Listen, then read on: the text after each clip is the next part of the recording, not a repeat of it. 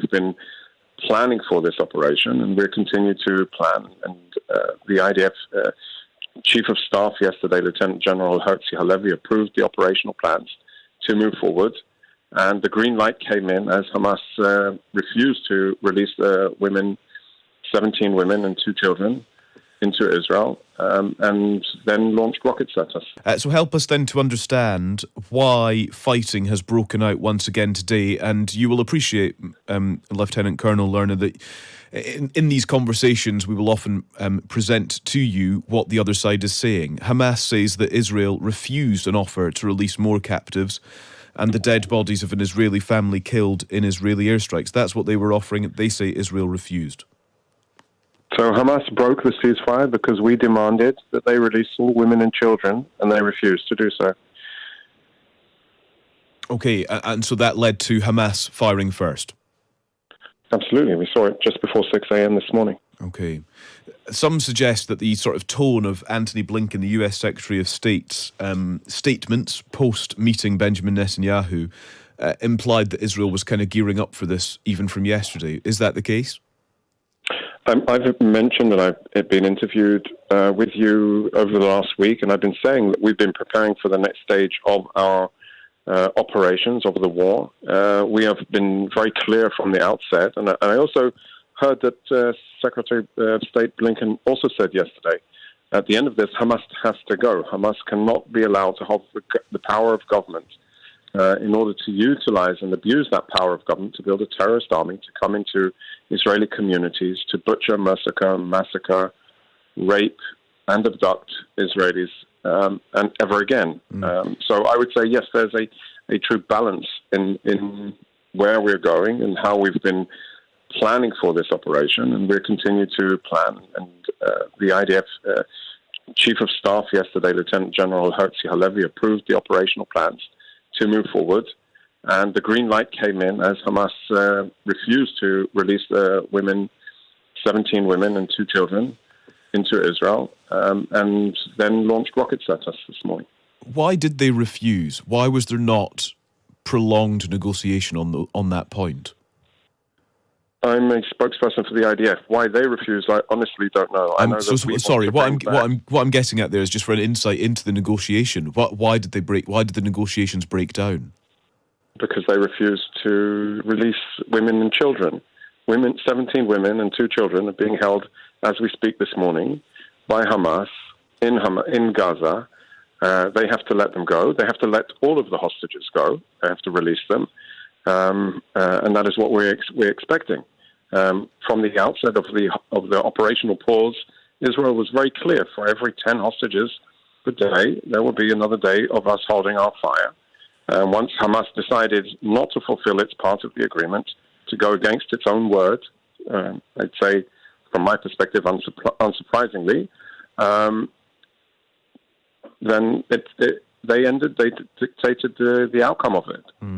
We are determined to bring home the hostages and to make sure Hamas never has the power of government to conduct the atrocities it did on the 7th of October ever again.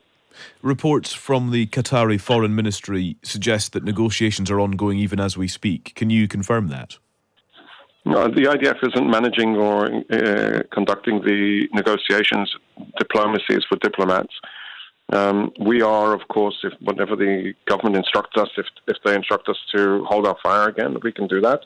I'm not aware of any plans to do that at this time. We are conducting operations in the north. We're instructing people to leave, civilians to leave from areas which will be prone for combat against Hamas infrastructure, against Hamas battalion commands, command and control positions, operational staging grounds, rocket launchers. Yeah, we plan on continuing the fight against them.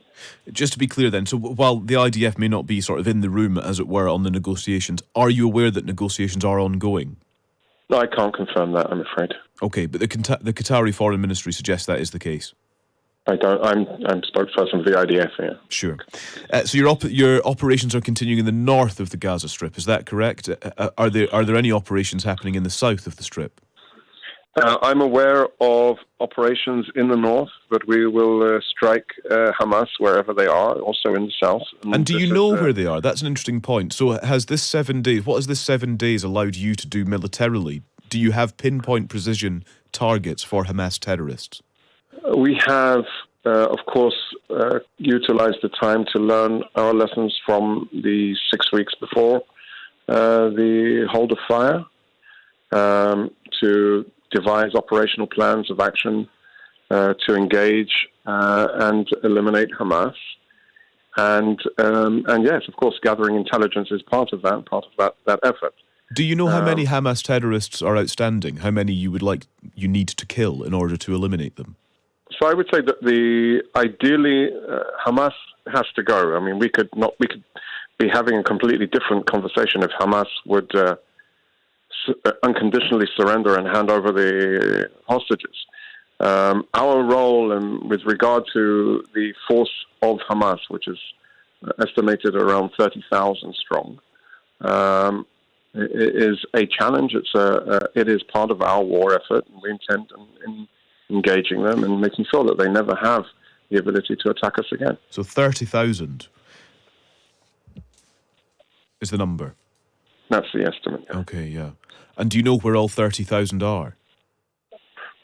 We have a grasp on some, I guess. I wouldn't go into specific intelligence, but yes, we know where their command positions are. We've, in the first 6 weeks, we released extensive footage after battles of wherever they took place, the command positions, the command centers, the battalion command locations of different groups of Hamas terrorists in the north of Gaza Strip. So. What sort of percentage of the 30,000 do you know the location of? So I don't want to really delve into those specifics. Do you know though? Do you have a number, even if you won't share it? I understand the interest. Of course, the battleground isn't a static battleground, so the terrorists are constantly moving. We know that there's an extensive tunnel network that is being utilized. Yeah, and what do you have the percentage though? Do you know how many? Do you know what percentage of the 30,000 Hamas terrorists you are aware of their location? Again, specific locations is in a dynamic. It's like people are constantly in movement. So how can you be sure the targets that you've pinpointed over the last week are still legitimate targets? Even if you've listened to some of the testimonies of the hostages that have been coming out, they keep saying that they were moved every few days or on the move constantly. But there are command positions, there are locations, there's real-time intervention and intelligence constantly coming in. So yes, there is no lack of information or intelligence to reach out and strike against the terrorists. Okay, and just very briefly, time is against us. Is anywhere safe in Gaza? So we've distributed today to the public in Gaza, in Arabic, real-time map that allows people to know where to move to, where is safer, where people can go. So that's an addition that did not exist beforehand. Indeed, we're instructing people to evacuate from specific areas because we intend on defeating Hamas wherever they are. And so, yes, there are safer areas in Gaza. People need to listen to what we're saying. We've proven extensively in the first 6 weeks that we intend on operating against Hamas. They should not be listening to Hamas that is not doing anything for their benefit and just wants to sacrifice them. Lieutenant Colonel Peter Lerner, thank you very much. Thanks for speaking to us. Good day. Lieutenant Colonel Peter Lerner is from the Israeli Defence Force.